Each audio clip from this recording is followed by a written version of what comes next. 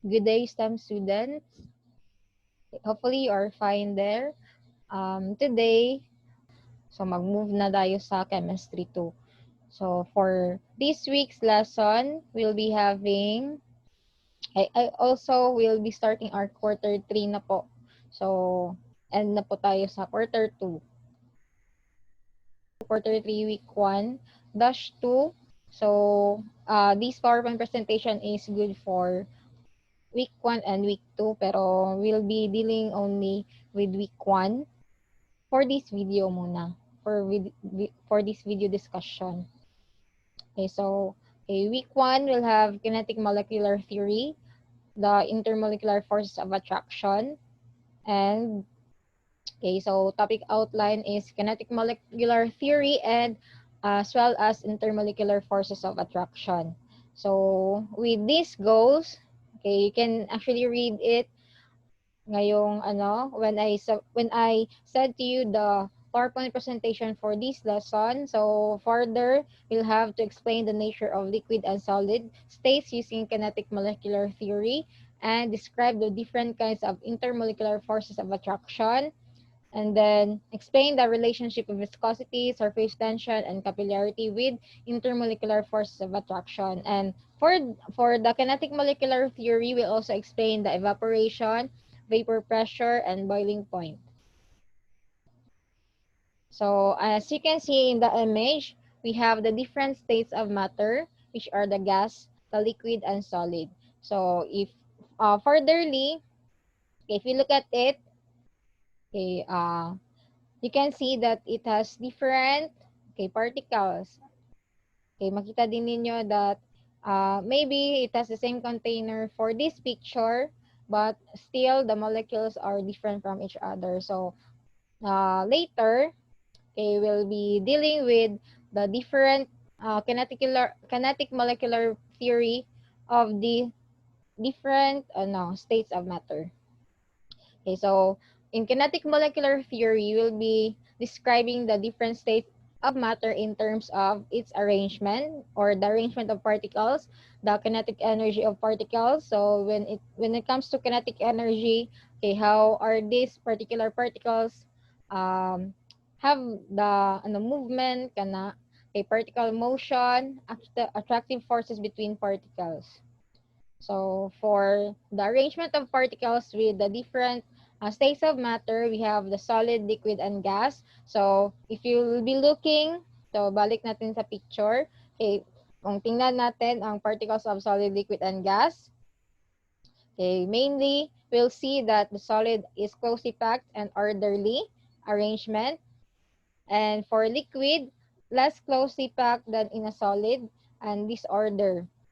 For gases, the particles are far from each other, very far compared to liquid, and this has or having disordered arrangement for the particles for gases. So actually basic naman ni siya no when you talk about the arrangement of particles or the molecules in the different states of matter. So bata pa lang ta kabalo na taan eh. Okay, so we have the kinetic energy of particles.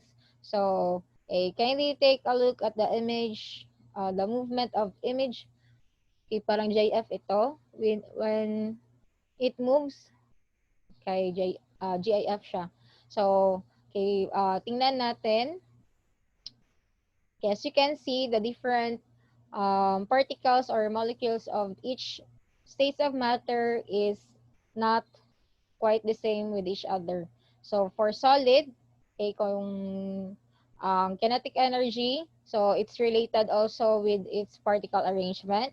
So only the kinetic energy is that the particles vibrate and rotate about fixed position. So because they are intact, so iyang movement or iyang kinetic energy is that meron lang siyang vibration with the particles. So in place lang siya.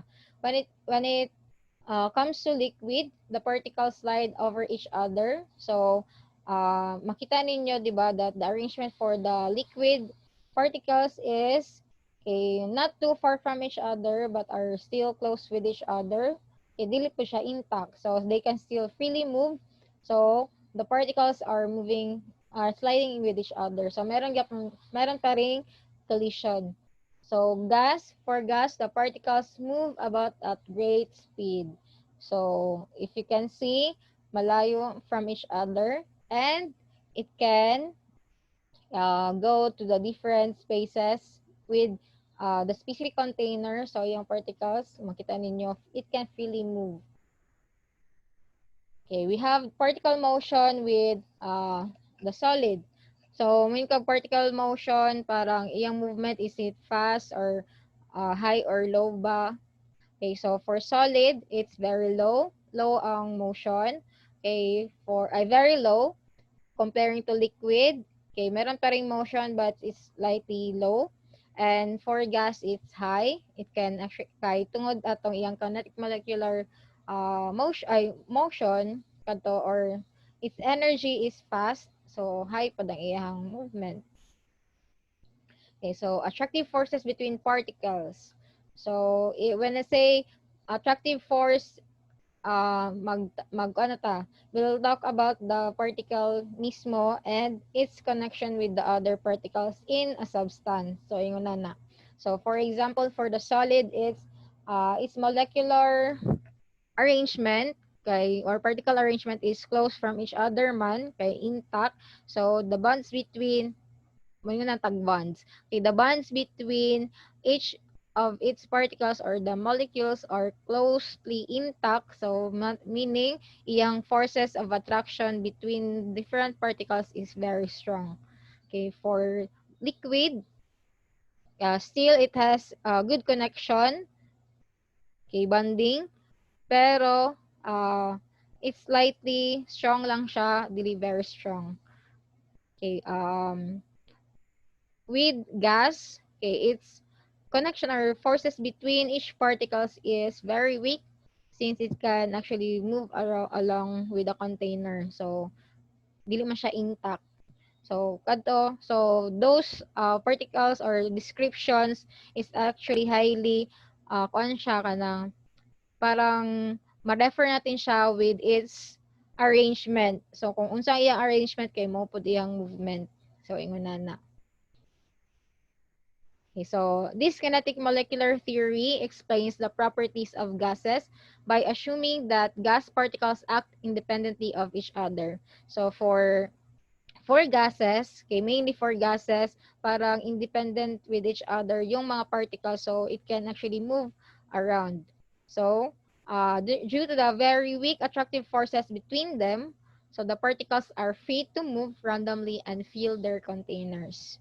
So if you're looking at kanang mga gases, di ba, mainly di man na siya makita, but makita na to siya through the container. So sulod lang na siya sa container, but its movement are free to move. So gases are compressible and they diffuse through one another easily. The particles of a liquid are close together because of strong attractive forces between them. So kadto, in short, with the different arrangement of the particles, mainly maka-refer po siya sa iyang kinetic molecular theory or the motion or the energy that is present in a substance or the state of matter. Ana na lang, in short. Okay, so in solids, so balik-balik lang ni siya. So the attractive forces between the particles are stronger than in liquids and gases. So these result in an ordered arrangement of particles in which the particles are not free to move around because it's solid. So the arrangement is close with each other. So the movement of particles is limited to vibrations while they remain in their fixed positions. Thus a solid has a fixed volume and shape. Okay, so with liquid particles are able to collide with each other and with the walls of their containers. So, however, since the particles are close together, they can move only over short distances. So, this type of movement allows liquid to flow and take the shape of their container without filling it completely as gases do. So, this also explains why liquids compress only very slightly, meaning they have higher densities than gases and diffuse more slowly than gases. So for gas, so if you were able to discuss gases with katong theory sa ideal gas laws, so we're able to talk about gases. So, 5 postulates regarding that one is that particles of a gas are in constant motion and collide with both one another and the container. So, they are in constant motion. So, same ang lang ang movement of the gas particles. So, the gas is mostly empty space. Pag sabing empty space because of the, they're independent, they have independent movement mo na mostly empty space. So pressure is exerted when the particles hit the side of the container. So only when the particles hit the side of the container, then that is an example of having pressure with the state of gas. So particles don't interact. So unsa maning particles don't interact? So meaning ang interaction ana kay within the container itself, and dito siya mag-collide. So the particles of gases do not interact with each other. So wala siya interaction. So molecular speed is proportional to temperature. So mo tong sa ideal gas laws, ito temperature is directly proportional to its speed.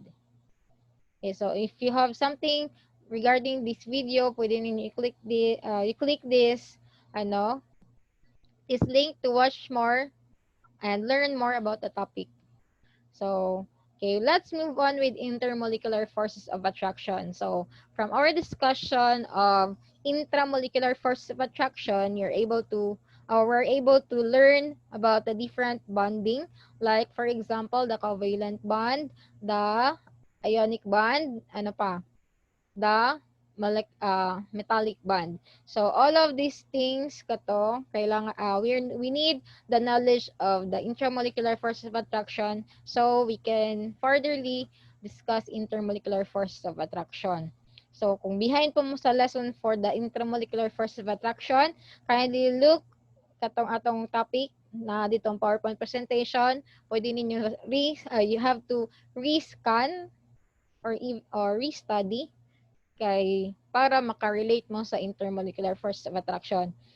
Indeed, kabalupod ko that you've learned something because I taught that topic. So, okay, if kaya na, then we'll move on with intermolecular force of attraction. So, how will you differ intramolecular forces of attraction and intermolecular forces of attraction? So, in yourself, how will you differ intramolecular from intermolecular force of attraction? Okay, so, pag sabihin intra, it's like, it's within the molecule. So, the bonds is between or within the molecule. While intermolecular forces of attraction is a bond between different molecules. So, for example, sa intramolecular forces, for example, kay water. Okay, what particular elements are present in water? Okay, water is containing hydrogen and oxygen bond. So meaning, the intermolecular force of attraction is between hydrogen and oxygen. So muna siya, intra, meaning within water molecule. Okay, while intermolecular force of attraction, we are dealing with different molecules that are combining. Pag i-combine mo siya, meaning na po yung mga bonds na ma-form. So, for example, when you add sugar to water, tama ba? Tama. Oh. When you add sugar to water, meaning na kay sugar na molecules or molecules of sugar, and you're adding it to water. So, si sugar kay naa siya, okay, ang glucose component is kato, C6H12O6. So, meaning na kay carbon, na kay hydrogen, na kay oxygen. Okay, while, mo ni siya ang intramolecular bonds of sugar. While you have also water, which is hydrogen and oxygen. So, if you combine water and sugar, okay, that is now becoming intermolecular forces. Kay, the bonds between the bond between the sugar and the bond between the water is now being added with another Kato sila. Muna siyang ginawag na intermolecular force of attraction. So, more of it while we go with our discussion. Okay, so, bonding or intramolecular forces exist inside the molecule. So, muna akong ingon, within. So, they may be ionic between cations and anions. So, between metals and nonmetals. Okay, wherein there will be sharing of electrons. And metallic is a bond between metal cations and the localized valence electrons. So, okay, nakulangan eh. So, we have, tama day. Okay, we also have the covalent. These are sharing of electrons between metal and non-metal. So, mo to siyang complete. So, ionic bond, the polar covalent bond. We also have non-polar covalent bond and the metallic bond. So, I guess you are now, murag na tayo short recap of our discussion from Chemistry 1. So, we have, ionic, covalent, metallic. So, isa-isawa na to. For this, so ano lang siya, short recap lang man siya for intramolecular forces. So, ionic is a bond between cation and an ion, meaning we are having a bond between metal and non-metal. So, when this interacts with another, so muna naong sa intermolecular. So, covalent is when there will be sharing of electrons between non-metals and non-metal.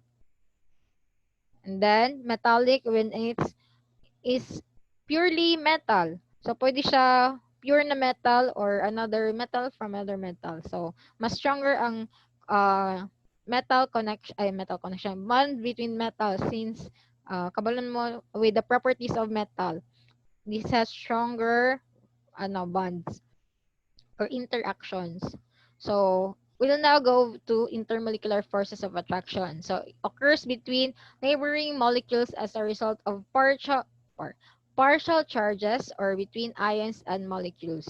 So, when there will be, okay, can you take note of this? When there will be partial charges or, okay, a bond between neighboring molecules that results in a partial charges or between ions and molecules, meaning parang siyang mga temporary connections okay, temporary connections from the other molecules. So, yung na ang mahitabo sa intermolecular forces.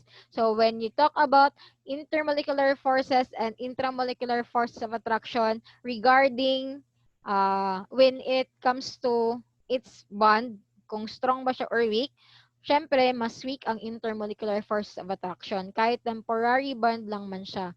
Okay, when it comes to the intra, mas stronger ang connection niya or mas stronger ang iyang attraction kaysa sa inter. So, mo na siya ang main point sa atong discussion. So, for intermolecular force of attraction, we are having 1, 2, 3, 4, 4 different types. We have ion dipole forces, the dipole-dipole forces, and the London dispersion forces. And last but not the least, we have hydrogen bonding. So, for this one, okay, so muna ko gingon ganina, intramolecular forces of attraction are relatively strong because their charges are larger and closer together. So meaning, pag intermolecular forces, weak ang iyang connection because they involve smaller charges that are farther apart. So, as a whole, the intermolecular forces of attraction are called van der Waals forces because it was named after the Dutch scientist called Johann van der Waals. And the types of van der Waals forces are ion dipole, dipole-dipole, London dispersion forces. And another that affects only certain kinds of molecules are called hydrogen bonding. Okay, so for intermolecular forces, okay, we have kini. If you take a look at the picture mo na siya ang example. So, let's further discuss one by one. So, for the ion dipole forces, it results when an ion and a partial charge found at the end of a polar molecule attract each other. So, this is an example for intermolecular force of attraction. So we have NaCl. So kung magtanaw kag NaCl, kung isa lang na siya ka atom. Okay, I mean one molecule of NaCl. But what if daghan kag NaCl? I mean one different molecules of NaCl. So kung daghan ka ana. So what if na mahitabo na intermolecular force of attraction. So this is now what we call as the ion dipole forces. So sa NaCl na siya charges. Okay, so polar molecules are dipoles, that is they have a positive and a negative end. So sa NaCl, okay, nagbond na siya with each other. And then what if nakibond na po siya sa other, or na siya temporary attraction with the other NaCl na molecule. So, what will happen? So, mo ning gitawag na ion dipole forces. So, temporarily, the charges, tong positive ions are attracted to negative end dipole, while the negative ions are attached to the positive end. So, for example, na kay two molecules of NaCl. So, NaCl diri og sa NaCl. And then, they bond, or they join forces, or na siya intermolecular force of attraction. So pag when they join together, katong si one molecule of NaCl might be temporarily attracted with the negative end, kato yung positive ion will temporarily have an interconnection or attraction with the other molecule of NaCl. So, kung na sila duhay both the negative and positive end, so meaning pwede siya mo connect to another molecule. So, yung na ang explanation with the ion dipole forces. So, kini we're dealing with the different molecules. So dili lang isa ka molecule. So mo na inyong i-keep in mind. So katong we will talk about the intramolecular force of attraction. We're just talking with one molecule of the particular substance.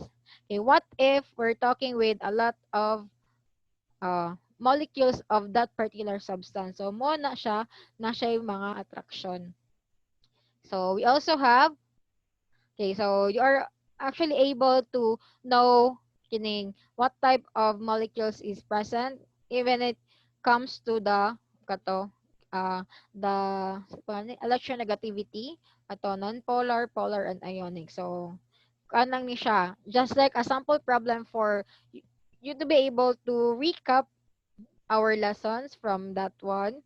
So moto is subtract ang electronegativity values, and then okay, pag higher, okay, for example, kay kini, we have the legend, non-polar for 0.4, 0.5 to 1.7 is polar, and then ionic up to 1.8.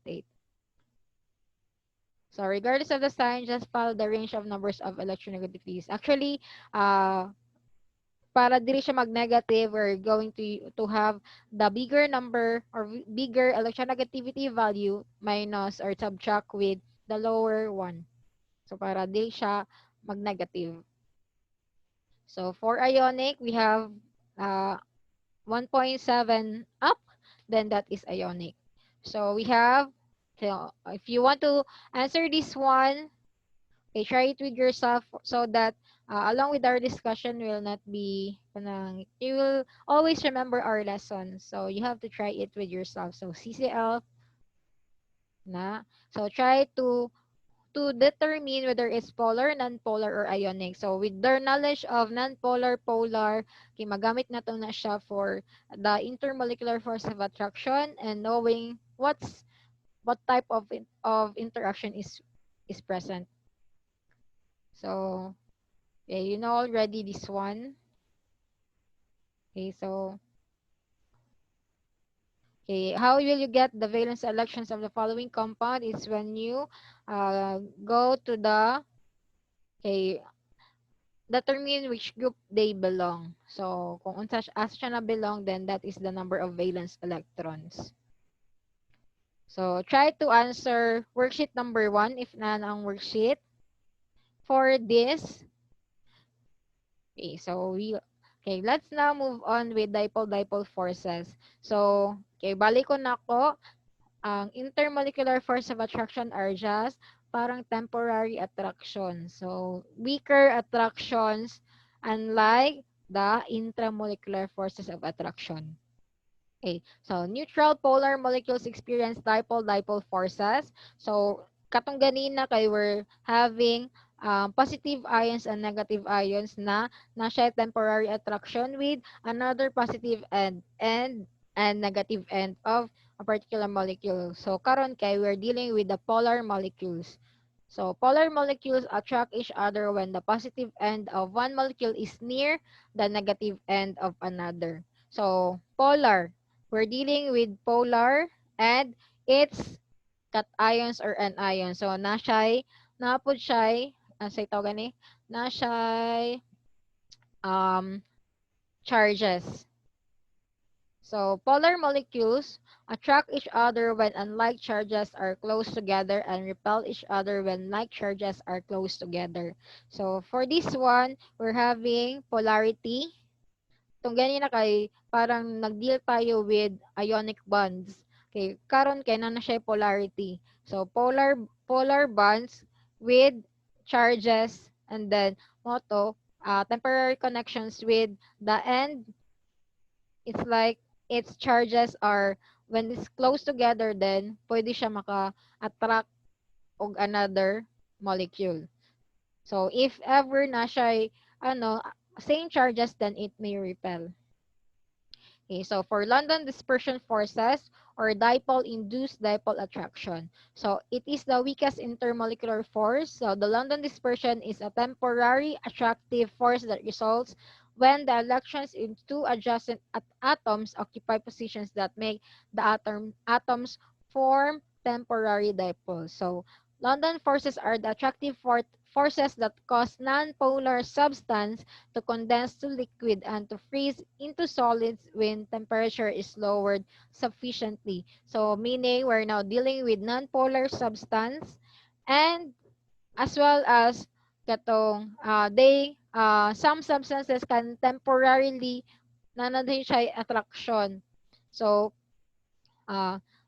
because of the constant motion of the electrons, an atom or molecule can develop an instantaneously dipole when its electrons are distributed symmetrically about the nucleus. So, for this one, parang it's like it's because of the movement of the atoms. So, when there will be movement, then it can, so, mong nagugyapon na story, if like, the charges.